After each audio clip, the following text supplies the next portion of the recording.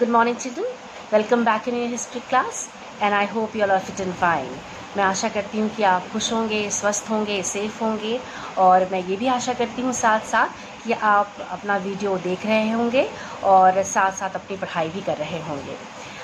बच्चों, जैसा कि हम सब जानते हैं कि हमने जो है वो हमने इतिहास से पाठ 5 आरंभ किया है, पढ़ाना शुरू किया है, जिसका नाम है प्रथम स्वतंत्रता संग्राम कारण एवं परिणाम। हमने इस पाठ को पढ़ना शुरू किया है और हमने इसके बहुत सारे शीर्षक के बारे में हमने ऑलरेडी पढ़ चुके हैं। बच्चों, आगे बढ़ने से पहले हम कुछ let's have a quick revision of those points whatever we have discussed earlier in our lecture. यानी पिछले लेक्चर में जो हमने पढ़ा उसके बारे में संक्षेप में कुछ जान लेते हैं कि हमने क्या क्या पॉइंट्स जो है पिछले लेक्चर में हमने पढ़ा था। थोड़ा सा हम उसको रिवाइज़ कर लेते हैं ताकि जो है वो आगे जो हम पढ़ेंगे उसको हम अच्छी तरीके से समझ पाए। बच्चों, हमने पिछले लेक्चर में जैसा कि हमने जो है प्रथम स्वतंत्रता संग्राम के पृष्ठभूमि के बारे में पढ़ा था, हमने फिर उसके कारणों के बारे में चर्चा की थी और हमने उन कारणों में हमने आर्थिक कारणों के बारे में डिस्कशन पढ़ लिया था और हमने पिछले लेक्चर में राजनीतिक कारणों के बारे में डिस्कशन किया था। बच्चों, हमने राजनीतिक कारणों के में हमने ये डिस्कशन किया था, ये पढ़ा था कि यद्यपि जो है ब्रिटिश शासन जो है वो भारत जैसे व्यापक देश पे उसने अपना होल्ड, अपना नियंत्रण तो बना लिया था, लेकिन फिर भी जो तत्कालीन मुगल सम्राट थे बहादुर शाह जफ़र, उस समय 1857 में उस समय जो है वो भारत पर शासन कर रहे थे। यानी मुगल सम्राट का शासन था, लेकिन मुगल सम्राट का जो शासन ज़रूर था, वो ज़रूर रूल कर रहे थे, शासन कर रहे थे, लेकिन जो नियंत्रण था वो ब्रिटिश शासन के हाथों में था। और उस समय तत्कालीन मुगल सम्राट बहादुर शाह जफ़र का शासन था, राज्य था, लेकिन ये ब्रिटिश साम्राज्य ने, ब्रिटिश कंपनी ने जो है मुगल सम्राट जो थे उनका बहुत अपमान किया। वो अपमान करने लगे, उनसे दुर्व्यवहार करने लगे, उनको जो है वो राजा की तरह उनसे व्यवहार नहीं करते थे, वो बिल्कुल कठपुतली की तरह उनको रखना चाहते थे, वो कठपुतली की तरह रखते भी थे, उनको अपने नियंत्रण में रखते थे और उनका जो है उनकी कोई भी चीज़ें जो है वो पूरी तरीके से वो प्रशासनिक कार्य में नहीं वो मानते थे और वो इसी तरीके से जो है वो उनका अपमान जो है वो करने लगे थे। तो ये बहुत बड़ी बात थी, भारत के राजा के साथ इस तरह का अपमानजनक जो व्यवहार जो है वो बिल्कुल लोगों को ये बिल्कुल सहन नहीं हो रहा था और कहीं ना कहीं लोगों में इस बात के लिए भी आक्रोश था। बच्चों, हमने साथ साथ ये भी पढ़ा था कि 1835 में मुगल सम्राट का नाम भारतीय सोने के सिक्कों पर से जो है वो हटा दिया गया था। हमने साथ साथ ये भी पढ़ा कि किस तरीके से जो है अंग्रेज़ों ने तालुकदार और ज़मींदारों को ज़मीन का मालिक बना दिया और जो है वो मनमानी ढंग से जो है वो किसानों पे अत्याचार करने लगे, उनसे कर वसूलने लगे, उनसे अतिरिक्त लगान लेने लगे, जिसकी वजह से किसान जो है वो दयनीय अवस्था में चला गया, वो और परेशान हो गया, उसको और ज़्यादा वो दुखी होने लगा और वो और संघर्ष करने लगा, क्योंकि वो कभी कभी प्राकृतिक आपदाएँ आ जाती थी, जैसे सूखा पड़ जाता था या बाढ़ आ जाती थी या भुखमरी हो जाती थी, तो किसान जो है ऐसी हालत में वो लगान देने में असमर्थ रहते थे और लेकिन उनको फिर भी उनको ये लगान देना था। कंपनी ब्रिटिश शासन ने उन पे ये नीति लगा दी थी कि उनको लगान देना ही है, तो इसलिए जो है वो बहुत परेशान थे। तो कहीं ना कहीं किसान ब्रिटिश शासन के खिलाफ थे, वो उनके अंदर उसके प्रति आक्रोश था, गुस्सा था, विद्रोह था, तो ये भी कारण था। और हमने ये भी डिस्कशन किया था कि किस तरीके से जो भारतीय ऑफिसर थे, जो भारतीय पढ़े लिखे शिक्षित वर्ग थे, उनको जो है वो प्रशासनिक डिपार्टमेंट में या प्रशासनिक विभाग में जो है वो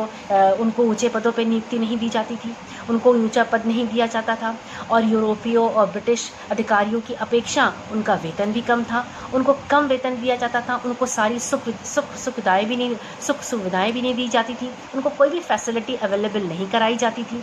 इस तरीके से उनसे भेदभाव भी किया जाता था। तो ये सारी चीज़ें जो थी, कहीं ना कहीं ये सारे कारण जो थे वो इकट्ठा हो रहे थे, ये काफ़ी थे कारण थे, राजनीतिक कारण थे, जिससे लोगों में गुस्सा भर गया। हर वर्ग के लोग जो है उससे परेशान थे, किसानों में आक्रोश था, सिपाहियों में आक्रोश था, पढ़े लिखे शिक्षित भारतीय वर्ग में आक्रोश था, मुगल सम्राट राजाओं में आक्रोश था। तो ये आक्रोश, ये क्रोध, गुस्सा जो था वो राजनीतिक कारण बने, विद्रोह के 1857 के क्रांति के कारण बने। बच्चों हमने ये सारे पॉइंट जो थे वो पिछले लेक्चर में हमने डिस्कशन किया था। बच्चों आज के लेक्चर में हम जो है वो अन्य कारण यानी दूसरा का तीसरा कारण सामाजिक और धार्मिक कारण के बारे में डिस्कशन करेंगे। साथ साथ हम सबसे पहले सैन्य कारणों के बारे में भी जानेंगे। बच्चों सबसे पहले हम सैन्य कारणों के बारे में पढ़ेंगे, उसके बारे में हम चर्चा करेंगे कि कौन ऐसे क्या कौन से सैन्य कारण थे जिसकी वजह से 1857 की क्रांति जो है वो और ज़्यादा भड़की और व्यापक उसने स्वरूप ले लिया। बच्चों सबसे पहले हमने इस बारे में पहले भी डिस्कशन किया था कि 1857 की जो क्रांति थी, जो संग्राम था, वो सबसे पहले सैन्य विद्रोह से ही शुरू हुआ था। 10 मई को यानी 10 मई यानी 10 मई 1856 को सबसे पहले जो है वो सैन्य विद्रोह से ही ये शुरू हुआ था। उसके बाद जो है ये बाद में उसने जो है एक व्यापक जन आंदोलन, ये व्यापक जन विद्रोह का इसने स्वरूप ले लिया और 1857 की प्रथम स्वतंत्रता संग्राम कहलाया ये क्रांति। बच्चों सबसे पहले हम ये पढ़ेंगे कि क्या कौन कौन से ऐसे सैन्य कारण थे। सबसे पहला सैन्य कारण था कि जो भारतीय सिपाही थे, जो भारतीय सैनिक जो ब्रिटिश सेना में नियुक्त थे, उनसे बहुत भेदभाव किया जाता था, उनको डिस्क्रिमिनेट किया जाता था, उनसे जो है वो भेदभाव किया जाता था। क्यों? क्योंकि और भेदभाव के साथ साथ जैसे कि भेदभाव जैसे किया जाता कि उन्हें वो सारी सुख सुविधाएं, वो फैसिलिटीज़ जो है वो नहीं दी जाती थी जो कि ब्रिटिश सिपाहियों को दी जाती थी, जो यूरोपियन सिपाहियों को दी जा रही थी। तो भारतीय सेना जो भारतीय सिपाही थे वो इन सारी अच्छी सुख सुविधाओं से वंचित थे।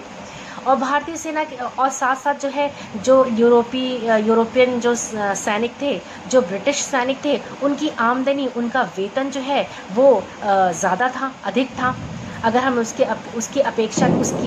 उसकी तुलना करें तो भारतीय जो सिपाही थे, जो भारतीय सेना थे, उनका वेतन कम था, उनकी जो सैलरी थी, उनकी जो आमदनी थी वो कम था। यानी उनको जो वेतन कम दिया जाता था, उनको सुख सुविधा भी दी नहीं जाती थी, उनको कोई फैसिलिटी भी नहीं दी जाती थी और उनका वेतन भी कम था और उनको ऊंचे पद पे भी नियुक्ति नहीं मिलती थी। तो इस तरह के भेदभाव जो है वो भारतीय सिपाहियों के साथ ब्रिटिश सेना में हो रहा था। तो कहीं ना कहीं जो सिपाही थे, जो भारतीय सिपाही थे, जो सैनिक थे, उनके अंदर भी आक्रोश भर गया था। वो भी कहीं ना कहीं विद्रोह कर रहे थे, उनके अंदर भी एक संघर्ष, एक विद्रोह की भावना उत्पन्न हो गई थी। तो ये भी एक कारण था, सैन्य कारण था। और बच्चों दूसरा कारण ये था कि जैसा कि हमने पहले भी डिस्कशन किया था कि जो ब्रिटिश सेना थी वो उसने नए कारतूसों का प्रयोग करना शुरू किया था। और ये नए जो कारतूस थे, ये जो नए कारतूस थे वो गाय की मांस और पिग के मांस से, चर्बी से इसको बनाया जाता था। और जो ये कारतूस थे, ये कारतूस जो थे एनफील्ड राइफल्स के लिए तैयार किए जाते थे। उन राइफल्स का नाम था एनफील्ड राइफल्स। इन राइफल्स के लिए इन कारतूसों को तैयार किया जाता था जो गाय की चर्बी और पिग की चर्बी से बनाया जाता था। तो ये जो ये कारतूस थे, इन राइफल्स में लगाया जाता था और वो थोड़े बढ़े हुए कारतूस होते थे जिनको मुंह से दबाकर या मुंह से खींचकर उन्हें खोलना पड़ता था। अब जैसा कि आप सब जानते हैं, हम सब जानते हैं कि गाय जो है वो हिंदू धर्म की पवित्र जानवर है, पवित्र माना जाता है उन्हें गौ माता के रूप में पूजा जाता है। और मुस्लिम्स के लिए पिग जो है वो निषिद्ध जानवर माना जाता है, यानी निषिद्ध जानवर माना जाता है। तो दोनों धर्मों के लिए ये बिल्कुल असहनीय था कि इस तरह के कारतूस को वो मुंह से खींच कर खोले। और अगर ऐसा वो करते हैं तो उनकी धार्मिक संवेदना भावनाओं को ठेस पहुंचती है, उनका धर्म भ्रष्ट होता है, उनका धर्म नष्ट होता है। तो दोनों के लिए जो है ये बहुत ही जो है वो असहनीय जो ये एक्ट था, ये वो दोनों धर्मों के लिए, दोनों गुटों के लिए, दोनों समूहों के लिए जो है वो असहनीय बात थी। तो ये जो है, तो यहाँ पे क्या हुआ कि 10 मई 1857 को जो सैनिक, जिन सेना में जो भारतीय सैनिक थे, जो सिपाही थे, उन्होंने इसके खिलाफ विद्रोह छेड़ दिया। इसके खिलाफ उन्होंने जो है वो खिलाफत कर दिया, उन्होंने बगावत कर दी, उन्होंने विद्रोह शुरू कर दिया, उन्होंने विद्रोह कर दिया और उन्होंने इनकार कर दिया कि हम जो है अब इस सेना में नहीं रहेंगे। अब जिन सिपाहियों ने ये विद्रोह किया था उनको जो है वो 10 साल की सज़ा सुनाई गई। बाद में क्या हुआ कि उनको जो है वो जेल में भेज दिया गया और उन्हें बहुत ज़्यादा प्रताड़ना भी दी गई और उनको उनकी वर्दी भी उनसे छीन ली गई, उनसे वंचित कर दिया गया और उनके पद से उनको हटा दिया गया। इस तरह का जो विद्रोह जो शुरू हुआ भारतीय सिपाहियों के समूह के बीच में, ये सैन्य विद्रोह जो शुरू हुआ वो बंगाल की सेना में एक आग की तरह फैल गई। बाद में ये जो है वो पूरे देश में एक आग की तरह फैल गई। हर राज्य में जो है ये इस विद्रोह का जो है वो ये विद्रोह छिड़ गया और जो है बंगाल की सेना में जो है वो आग की तरफ फैल गई और जो है बहुत सारे जो सैनिक थे उनको उनके पदों से हटा दिया गया और बहुत सारे सैनिक जो थे, बहुत सारे ब्रिटिश सिपाहियों को उन्होंने मार डाला और यूरोपीय सिपाही को उन्होंने मार डाला और उनके घरों को आग लगा दी और उन्हें भारतीय सिपाहियों ने जो है वो जेल को भी तोड़ दिया और अपने साथियों को उन्होंने रिहा किया। तो इस तरह का विद्रोह, इस तरह का संघर्ष जो है वो ये सैन्य विद्रोह के रूप में जो है वो छिड़ गया और पूरे देश में छिड़ा और इसके बाद से जो है 1857 की क्रांति जो है वो एक शुरू हुई और व्यापक उसने रूप ले लिया। तो ये बच्चों, ये आपका जो है वो सैन्य कारण था, ये आपके जो है वो सैन्य कारण थे जिनकी वजह से 1857 की जो क्रांति थी वो प्रथम स्वतंत्रता संग्राम कहलाया और देश में इसने बहुत बड़ा एक स्वरूप ले लिया और इसने ये संग्राम के रूप में ये जो है वो भारतीय इतिहास में कहलाया। तो बच्चों ये था आपका सैन्य कारण और हम दूसरा जो कारण डिस्कशन करेंगे वो हम आपको एक्सप्लेनेशन करेंगे। एक्सप्लेनेशन आपको नोट्स के थ्रू हम उसको आपको समझाएंगे। वो है आपका सामाजिक एवं धार्मिक कारण। तो बच्चों चलिए हम आपको सामाजिक और धार्मिक कारण एक्सप्लेनेशन जो है इसका जो है नोट्स के थ्रू हम आपको पढ़ाते। चलिए हम उसको शुरू करते हैं, सामाजिक और धार्मिक कारण। तो बच्चों सामाजिक और धार्मिक कारण हम अब डिस्कशन करेंगे, हम इसके बारे में चर्चा करेंगे, पढ़ेंगे कि सामाजिक और धार्मिक कारण यानी प्रथम स्वतंत्रता संग्राम के सामाजिक और धार्मिक क्या क्या कारण थे। सबसे पहला पॉइंट है कि जो अंग्रेज़ भारत की अशिक्षा, सामाजिक अनेकता तथा समाज में रह रही कुरीतियों, यानी जो अंग्रेज़ थे वो भारत की अशिक्षा से, सामाजिक अनेकता से तथा समाज में रह रही कुरीतियाँ यानी बुराइयों से, जैसे कि कौन कौन सी कुरीतियाँ थी, कौन कौन सी बुराइयाँ थी, जैसे सती प्रथा थी, कन्या भ्रूण हत्या थी, विधवा पुनर्विवाह था, विधवा पुनर्विवाह अधिनियम की बात है, लड़कियों की शिक्षा को बढ़ावा देना, ये सब क्या था कि ये सारी जो कुरीतियाँ थी वो हिंदुओं की रूढ़िवादी वर्ग को कहीं ना कहीं वो नाराज़ कर रही थी। तो इस तरह की जो कुरीतियाँ थी, इस तरह की जो बुराइयाँ थी उससे तथा आर्थिक पिछड़ेपन और भारत पर शासन अधिकार स्थापित होने के कारण भारतीयों को क्या वो समझ रहे थे, नीचा और तुच्छ समझते थे। भारतीयों को नीचा और तुच्छ क्यों समझ रहे थे कि उनकी भारत में अशिक्षा की कमी थी, सामाजिक अनेकता थी वहाँ पर और भारत के समाज में बहुत सारी कुरीतियाँ, बहुत सारी बुराइयाँ उनके अंदर खुद थी और भारत जो है वो भारत में आर्थिक पिछड़ापन भी था और भारत पे चूँकि ब्रिटिश खुद शासन कर रहा था, इस वजह से ब्रिटिश जो है वो भारतीयों को क्या समझ रहे थे, नीचा और तुच्छ समझ रहे थे। पहला आपका ये सामाजिक कारण है। दूसरा है कि जो समान लोगों को क्या हुआ था कि जो समान लोगों को पाश्चात्य शिक्षा दिलाना, भारतीयों को ईसाई बनाने की अंग्रेज़ों की चाल समझी जाने लगी। जो समान लोग थे, जो आम लोग थे, उनको क्या कर रहे थे, वो जो ब्रिटिश शासन थे उनको पाश्चात्य शिक्षा यानी वेस्टर्न एजुकेशन यानी पाश्चात्य शिक्षा दिलाना, भारतीयों को ईसाई बनाने की अंग्रेज़ों की चाल जो है अब भारतीयों को समझ में आने लगी थी। कंपनी प्रशासन के खिलाफ क्या हुआ, भारतीयों में एक आक्रोश पैदा हो गया और एक कारण बना। तीसरा आपका है कि अंग्रेज़ों द्वारा प्रारंभ की गई रेल और डाक व्यवस्था को भारतीयों ने क्या समझा, अपने धर्म के खिलाफ तथा ईसाई धर्म के प्रचार प्रसार की चाल समझा। यानी भारतीयों ने जो है अंग्रेज़ों द्वारा